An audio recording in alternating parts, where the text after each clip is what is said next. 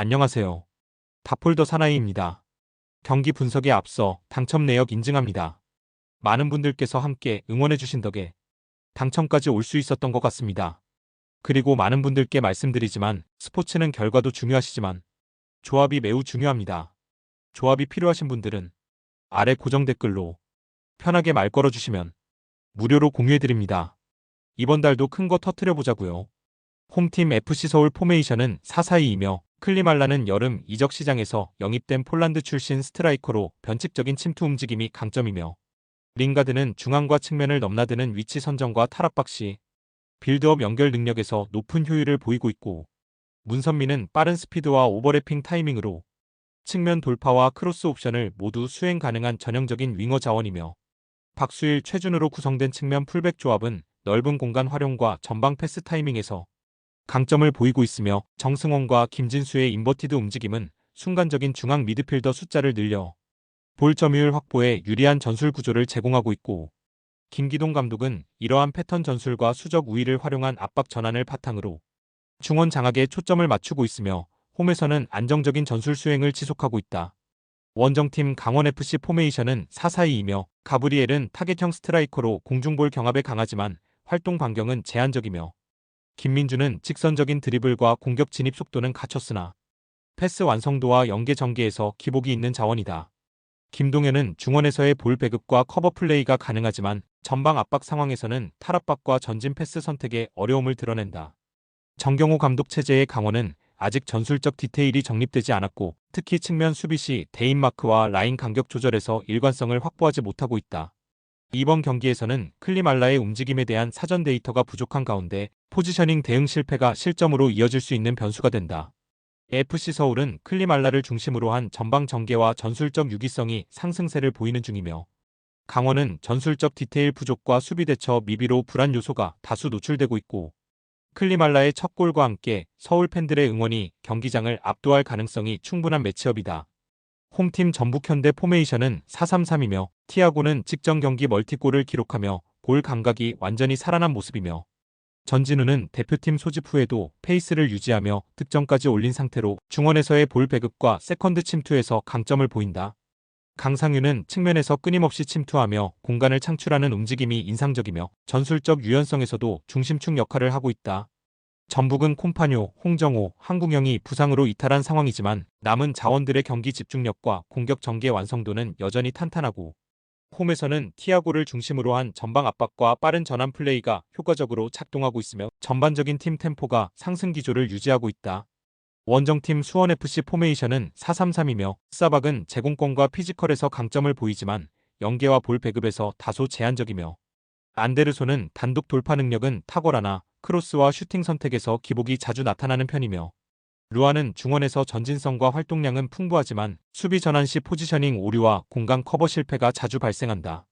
수원FC는 포백으로 복귀한 이후에도 수비 조직 완성도가 낮으며 후반으로 갈수록 집중력 저하와 압박 저항력 저하가 동시에 드러나고 있고 측면 공간이 자주 열리며 전환 수비가 늦어지는 문제까지 겹쳐 상대 빠른 전개에 취약한 전형적인 흐름이 반복되고 있다. 전북은 티아고와 전진우의 공격력 회복, 강상윤의 전술적 기여까지 더해지며 전방 흐름이 더욱 활발해졌고 수원FC는 여전히 수비 조직력 불안과 후반 집중력 저하 문제가 반복되고 있다. 이번 경기에서도 전북이 우세한 흐름을 이어가며 골이 터질 때마다 오오렐레가 골대 뒤를 가득 채울 전망이다. 홈팀 대구FC 포메이션은 5-4-1이며 에드가는 최전방에서 제공권을 기반으로 버티는 능력을 갖춘 스트라이커고 정치인은 이선에서 연계 플레이와 볼 운반이 가능하지만 피로 누적 시 기동력이 크게 저하되는 경향이 있다. 라마스는 중원 조율 능력은 있으나 공격 전개보다 수비 커버에 더 집중하는 형태의 운영을 선호하는 자원이며 대구는 제주 원정 직후 짧은 휴식으로 인해 로테이션 구성 자체가 불안정한 상황이며 주전 자원의 체력 저하가 경기 후반 변수로 작용할 가능성이 높고 김병수 감독은 점유보다 실리를 택한 전술 운영을 하며 수비 안정화를 시도하고 있으나 최근 들어 상대 측면 돌파에 대한 대응이 불안한 흐름이 반복되고 있다. 원정팀 포항 스틸러스 포메이션은 4-3-3이며 이호재는 제공권 장악과 결정력 모두를 겸비한 피지컬형 스트라이커고 조르지는 측면에서의 돌파력과 크로스, 컷인 능력이 조화를 이루며 공격 템포를 주도하는 핵심 자원이며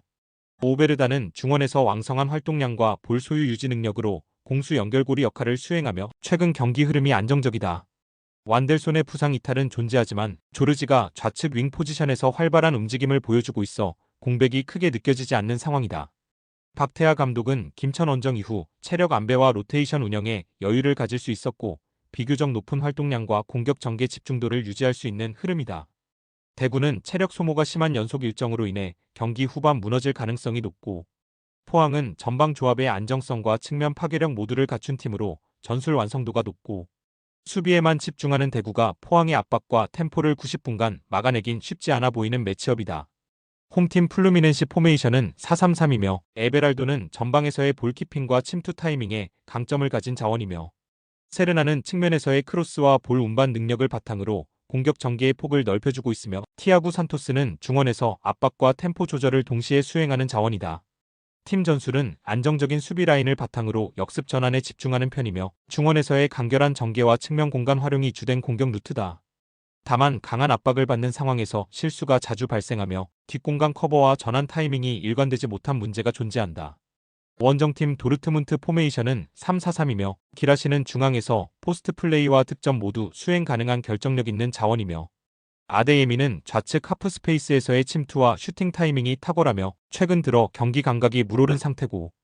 은메차는 중원에서 공격 방향을 전환하는 연결고리로 기능하며 수비 전환 시에도 공간 커버 범위가 넓은 자원이며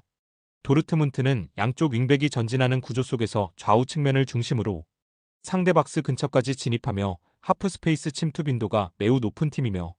공격 시 전환 속도가 매우 빠르고 중앙과 측면에서 동시에 위협을 가할 수 있는 패턴 플레이가 완성된 전술 구조로 운영되고 있다. 공격 템포와 측면 침투 빈도가 높은 팀이 전체 흐름을 압도할 가능성이 높고 특히 최근 날카로운 감각을 보여주는 에이스 자원의 존재는 공간 공략의 결정적 변수고 플루미넨시는 수비 집중력 유지와 템포 대응 면에서 불안 요소가 존재해 전술적으로 불리한 흐름이 될 수 있다. 홈팀 리버플레이트 포메이션은 4-3-3이며 드리우시는 전방에서의 연계와 공간 침투 능력을 갖춘 자원이며 콜리디오는 좌측에서의 드리블 돌파와 크로스 전개에 능하며 페르난데스는 중원에서 볼 소유와 템포 유지의 중심축 역할을 맡고 있다. 리버플레이트는 볼이 위치한 지역에 다수의 선수를 배치해 수적 우위를 만드는 전술을 활용하며 이 과정에서 자연스럽게 볼 점유율을 장악하는 패턴을 반복하고 있고 수비 전환 시에도 적극적인 압박으로 볼을 빠르게 회수하려는 성향이 강하며 점유율 중심의 안정된 빌드업 구조가 특징이다. 원정팀 우라와레드 포메이션은 4-2-3-1이며 마스오는 최전방에서의 침투 타이밍은 좋지만 연계 능력에선 기복이 있고 마테우스 사비오는 중거리 슈팅이 위협적이지만 전반적인 볼터치와 안정감에서 흔들리는 장면이 종종 발생하고 있으며 구스타프소는 중원에서 활동량은 많으나 수비 시 위치 선정이 아쉬운 자원이며 우라와는 수비 라인이 전체적으로 낮게 형성되며 상대가 점유를 지속할 경우 수비 블록이 점점 안쪽으로 쏠리는 경향이 있고 공격 전개 과정에서도 롱볼 의존도가 높은 편이며 빌드업 안정성이나 압박 회피 능력은 다소 부족한 흐름을 보이고 있다.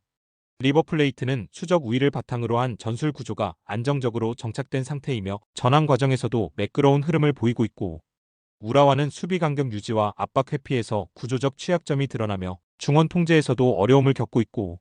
전체적인 전술 밀도와 경기 운영 안정성에서 리버플레이트가 명확한 우위를 점하고 있는 경기다. 홈팀 울산현대 포메이션은 4-4-2이며 에릭은 전방에서 속도감 있는 침투와 마무리 능력을 갖춘 자원이며 이청용은 중원에서의 연결과 전개 중심으로 경기 흐름을 조율하며 보야니치는 수비 시 공중볼 경합과 위치 선정에서 강점을 보인다. 하지만 측면 수비에서는 강상우의 공격 가담 이후 복귀 속도가 느려지는 문제가 반복되고 있으며 김영권과의 연계 커버 역시 즉각적으로 이뤄지지 못하고 있고 실제로 좌측 수비 라인이 비어있는 상황에서 상대 윙 자원에게 침투 공간을 허용한 장면들이 다수 발생하고 있다. 원정팀 마멜로디 포메이션은 4-2-3-1이며 레이너스는 최전방에서 제공권보다는 위치 선정과 연계 플레이에 집중하는 스타일이며 리베이로는 좌측 하프 스페이스 중심으로 빠른 침투와 공간 활용에 특화되어 있으며 알렌데 브라보는 중원에서 탈압박과 방향 전환이 모두 가능한 자원이며 마멜로디는 좌우 측면을 넓게 활용해 상대 수비의 폭을 흔드는 전술을 자주 사용하며 특히 리베이로가 중심이 되는 좌측 침투 루트가 날카롭게 전개되고 있고 중앙에서 템포 조절 후 측면 전개로 이어지는 패턴이 정교하게 반복되며 수비 불안 요소를 노리는 전략이 구조적으로 잘 정비되어 있다. 울산은 좌측 수비 라인의 전술적 취약점이 반복적으로 드러나고 있으며 상대의 패턴 플레이에 고전할 가능성이 있고 마멜로디는 구조화된 측면 침투 전술과 정밀한 공간 공략 패턴을 통해 우세한 흐름을 가져갈 수 있고,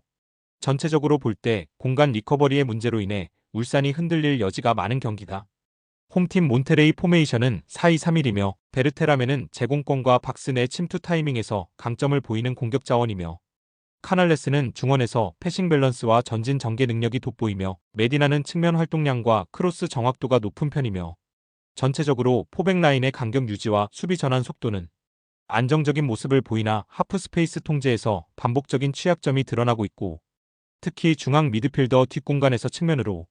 연결되는 순간적인 침투 플레이에 대한 대처가 느리고, 박스 안에서의 수비 집중력 역시 후반으로 갈수록 급격히 저하되는 흐름이 확인되고 있고,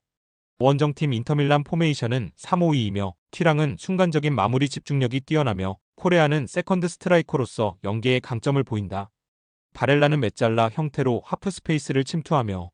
전방으로 찬스를 만들어주는 역할에 능하며, 이러한 측면 대각선 진입 패턴이 반복될 경우 수비 라인을 붕괴시키는데 매우 효과적이며,